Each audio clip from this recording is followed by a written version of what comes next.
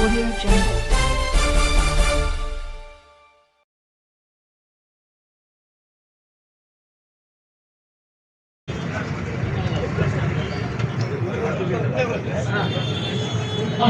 గారు వచ్చి గణేష్ అన్న గారి నిరాహార దీక్షకు మద్దతు పలకడం సంతోషం అన్న, చాలా థ్యాంక్స్ అన్న గారు.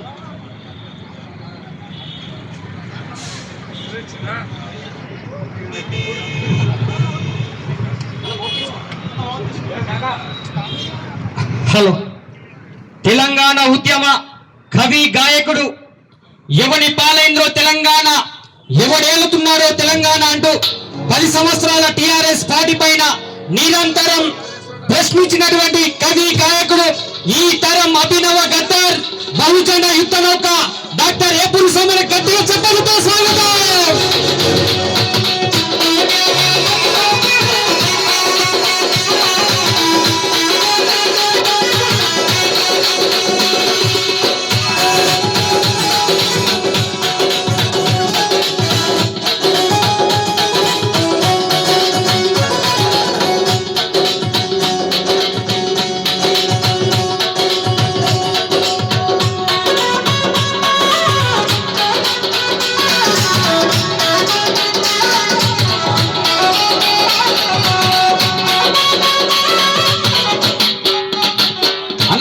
సోమన్న గారికి మరొకసారి స్వాగతం సుస్వాగతం తెలియజేస్తూ, మైనంపల్లి హనుమంతన్న గారికి స్వాగతం సుస్వాగతం తెలియజేస్తూ, మైనంపల్లి హనుమంతన్నకు మరొకసారి గట్టిగా చప్పట్లు కొట్టాలి, గట్టిగా చప్పట్లు.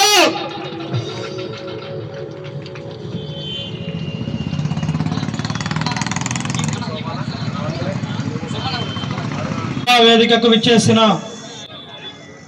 బహుజన యుద్ధ నౌక డాక్టర్ ఏపూరి సోమన్న గారు సభా వేదిక విచ్చేసారు.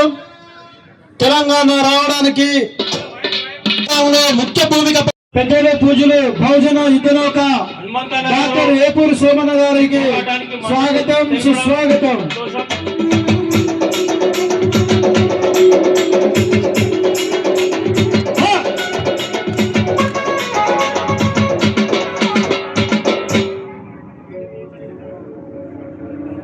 కంటోన్మెంట్ వీరిడం చేయాలని చెప్పి డిమాండ్ చేస్తూ ఒక మహోత్తరమైన అనేక ఏండ్లుగా ఉన్నటువంటి ప్రజల డిమాండ్ను సాధించాలనే లక్ష్యంతో అన్న మనందరి అభిమాన నాయకుడు కంటోన్మెంట్ ప్రజల ఆశీస్సులతో ఈ కంటోన్మెంట్ను కాపాడడం కోసం, ఈ ప్రజలను కాపాడడం కోసం ప్రజలందరి అభిమానంతో ఈరోజు చట్టసభల్లో అసెంబ్లీలో అడుగుపెట్టి తన గళాన్ని వినిపిస్తున్న శ్రీ గణేష్ అన్న నాయకత్వాన్ని బలపరుస్తూ వచ్చిన మీ అందరి గట్టిగా చప్పట్లతో ఒకసారి ఉద్యమ వందనాలు తెలియజేద్దాం. పెద్దలు గౌరవనీయులు పూజ్యులు అన్న టైగర్ మైనంపల్లి హనుమంతన్న గట్టిగా చప్పట్లతో ఇప్పుడే వచ్చి తన సంఘీభావాన్ని తెలియజేసినటువంటి హనుమంతన్నకు ఉద్యమ వందనాలు తెలియజేస్తూ, పాత్రికేయ మిత్రులు, కాంగ్రెస్ పార్టీ కంటోన్మెంట్ సీనియర్ నాయకులు, ఎలక్ట్రానిక్ అండ్ ఫ్రంట్ మీడియా మిత్రులు, కవులు, కళాకారులు, మహిళా నాయకురాళ్ళు, యువజన సంఘాల నాయకులు, పేరు పేరున అందరికీ వందనాలు తెలియజేస్తూ, అన్నగారు తీసుకున్నటువంటి ఈ కార్యక్రమం ఒక చారిత్రాత్మకంగా విజయం సాధిస్తున్న ఆశాభావాన్ని వ్యక్తం చేస్తూ ప్రజల డిమాండ్ను అమలు చేయాలని చెప్పి శాసనసభ్యునిగా ఒక ఎమ్మెల్యే స్థాయిలో వారి వాళ్ళ ఈ దీక్ష కూర్చోవడం, రీలే నిరాహార దీక్షలో కూర్చొని దాన్ని సక్సెస్ఫుల్ గా ముందుగా తీసుకుపోవడం అభినందించదగ్గ విషయం. శ్రీ గణేష్ అన్నకు గట్టిగా చప్పట్లతో అందరం సంపూర్ణమైన మద్దతు ఇద్దాం. గట్టిగా చప్పట్లు ఒకసారి అన్నకు సంపూర్ణమైన మద్దతు ఇచ్చి ఈ కార్యక్రమాన్ని విజయవంతం చేసుకుందాం, దీన్ని సాధించుకుందాం. ఈ కంటోన్మెంట్ బోర్డును వీరిడం చేసే విధంగా మన పోరాటాన్ని కొనసాగిద్దామనేటువంటి డిమాండ్ను తెలియజేస్తూ మీ అందరి ముందు ఆ డిమాండ్ న్యాయమైంది. అనేక ఏండ్లుగా ప్రజల మనసులో ఉన్నటువంటి ఈ డిమాండ్, అది అనేక పాలకులు, గత పాలకులు ఎవరు కూడా దాన్ని పట్టించుకున్న పాపాన పోలేదు. ఇవాళ అన్నగారు ఒక చారిత్రాత్మకమైన కార్యక్రమంగా దీనికోసం ప్లాన్ చేస్తున్నారు కనుక దీన్ని ఈ ఉద్యమంలో ఈ పోరాటంలో ప్రతి ఒక్క బిడ్డ ఈ కంటోన్మెంట్ లో నివసిస్తున్నటువంటి ప్రతి ఒక్క బిడ్డ ఈ తెలంగాణ పుట్టిన ప్రతి ఒక్క బిడ్డ ఇక్కడ ఉన్నటువంటి అనేక ప్రాంతాల నుంచి వచ్చి ఇక్కడ బతుకుతున్నటువంటి ప్రతి ఒక్క బిడ్డ కూడా ఇది న్యాయమైన డిమాండ్, దీనికి మద్దతు తెలపాల్సినటువంటి అవసరం ఉందని చెప్పి మీ అందరికీ పేరు పేరున నేను తెలియజేస్తూ, మరి ఉదయం నుంచి దాదాపు అనేక సాంస్కృతిక కార్యక్రమాలు నిర్వహించినటువంటి నా సోదరులు, తమ్ముళ్ళు, చెల్లెళ్ళు వాళ్ళందరూ కూడా పేరు పేరున ధన్యవాదాలు తెలియజేస్తూ చాలా ఉత్సాహంగా ఈ కార్యక్రమాన్ని మరింత స్పీడ్ గా మరి కేంద్ర ప్రభుత్వానికి ఒక దడ పుట్టించే విధంగా ఇవాళ అన్న శ్రీ గణేష్ అన్న మరి ఎమ్మెల్యే అయి ఇక్కడ రోడ్డు మీద టెంట్ వేసుకొని కూర్చునేటువంటి పరిస్థితి ఉంది అని అంటే కేంద్ర ప్రభుత్వం ఎంత నిర్లక్ష్యంగా వ్యవహరిస్తుందో దీన్ని మనం అర్థం చేసుకోవాలని చెప్పి తెలియజేస్తూ, అనేక ఏండ్లుగా ఉన్న ఈ సమస్యను పరిష్కారం చేయాలని చెప్పి తన న్యాయమైన డిమాండ్ కోసం ఇవాళ అన్నగారు ఈ దీక్షలో కూర్చున్నారు. ఇది కంటిన్యూషన్ గా కేంద్ర ప్రభుత్వం దిగొచ్చేంత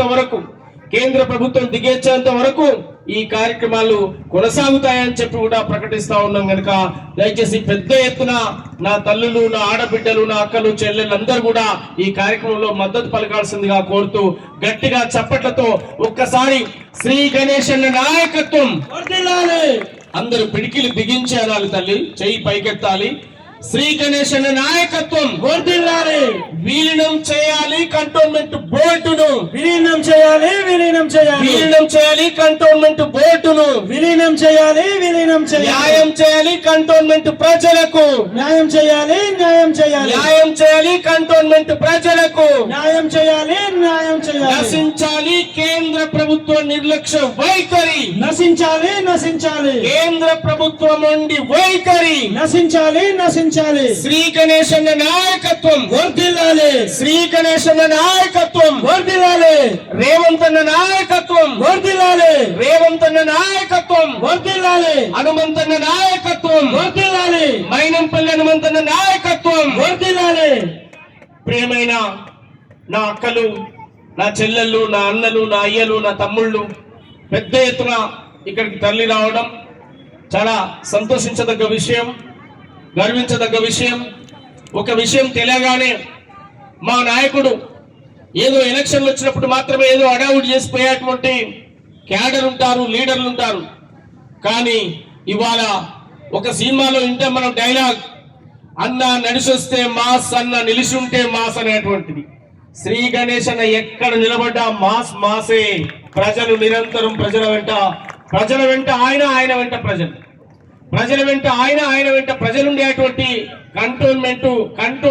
కంటోన్మెంట్ అంటేనే కలగలుపుకునేటువంటి, కలుపుగోలుతనం ఉండేటువంటి ఒక సిస్టమ్ గా ఇక్కడ కూలి చేసుకునే వాళ్ళు, వలస వచ్చిన వాళ్ళు, వ్యాపారాలు చేసే వాళ్ళు, అన్ని వర్గాలు, ఒకరు ఉండరు అనేది లేదు, అన్ని వర్గాల ప్రజలు బతికేటువంటి ఈ కంటోన్మెంట్ ను కాపాడడం కోసం కేవలం ఎమ్మెల్యే కావాలనే పదవి కోసమే కాదు, కంటోన్మెంట్ లో ఉన్న ప్రతి ఒక్క సమస్య ఎమ్మెల్యే కాకముందే అనేక సమస్యల కోసం కొట్లాడిలోడు నిలబడ్డాడు. కనుక ఇవాళ ఎమ్మెల్యే నేను ఏసీ రూమ్ లో కాదు, ఎండైనా వానైనా సరైనా నా ప్రజలతో అనుకొని నిలబడేటువంటి నాయకుడు ఇవాళ శ్రీ గణేష్ అనేటువంటి విషయాన్ని మీకు మరొకసారి గుర్తు చేస్తూ, ఆయన ఏ కార్యక్రమం తీసుకున్నా, ఏ కార్యాచరణ ప్రకటించినా ఇవాళ నిండు మనసుతో మీ ఆశీర్వాదాలు అందిస్తున్నారు. కనుకనే ఆయన అనేక మెట్లను ఎక్కుతూ అనేక అవమానాలు పడుతూ ఇవాళ అద్భుతంగా మీ అందరి ఆశీర్వాదంతో ఇవాళ ముందుకొచ్చినటువంటి పరిస్థితి ఉంది.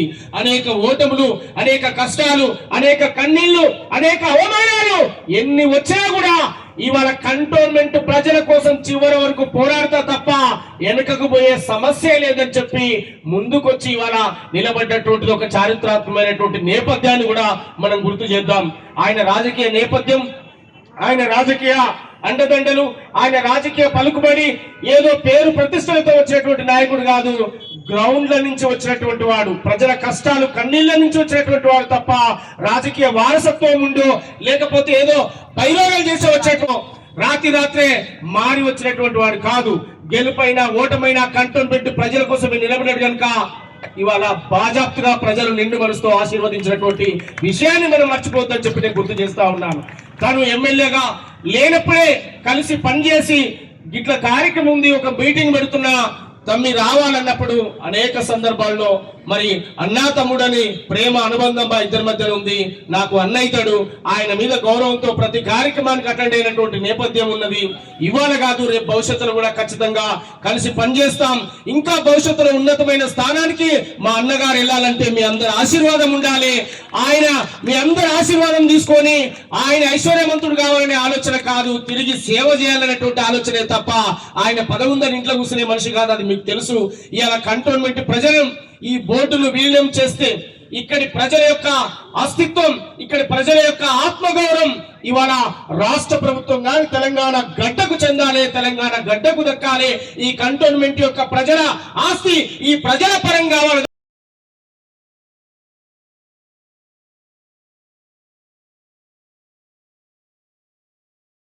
ఏం చెప్పదలుచుకున్నారు? ఈ నిరాహార దీక్ష ద్వారా ఏం చేయదలుచుకున్నారు?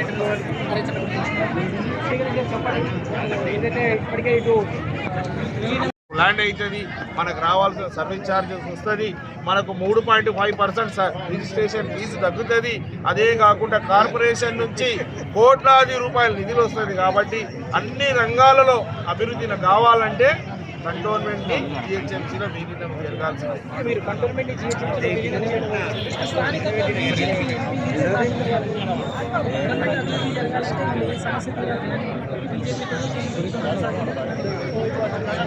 ఈ సందర్భంగా ఈటెల రాజేందర్ కూడా ఏం చెప్పదలుచుకున్నారు?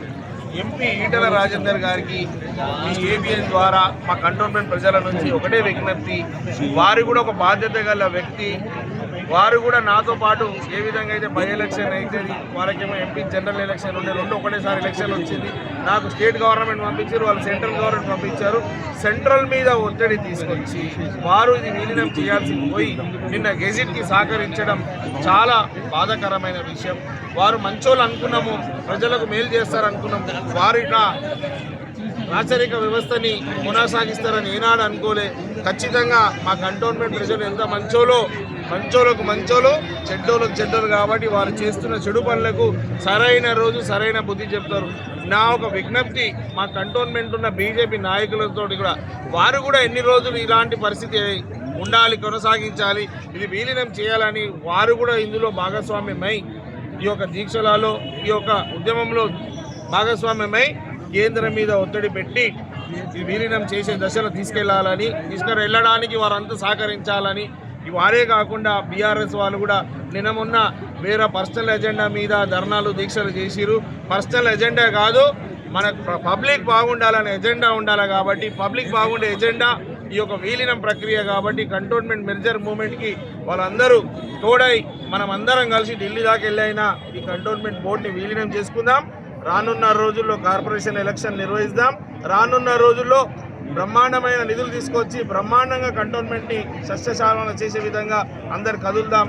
నాయకులు అన్నప్పుడు ఒకటి ఎలక్షన్లో వచ్చి ఓటు అడగడమే కాదు, ఎలక్షన్ అయిన తర్వాత కూడా ఎప్పుడు ప్రజల పక్షంలో మనం ఉండాలంటే మనం ఉండి వాళ్ళ గురించి పోరాడి వాళ్ళ మేలు చేసేవాడే నిజమైన నాయకుడు.